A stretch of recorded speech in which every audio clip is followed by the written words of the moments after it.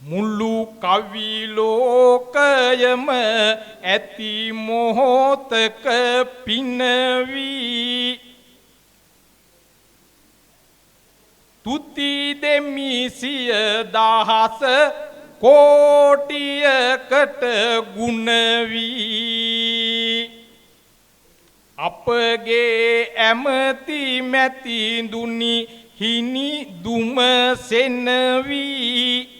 මේ කවි බසට දෙසාවන යොදවනු මැනවී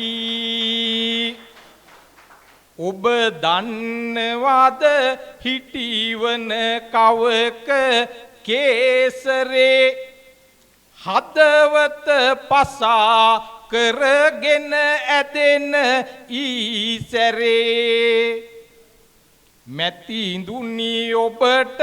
ඇත්තම කියමි මේ සැරේ කවියා තමයි මේ රට දැයට ආදරේ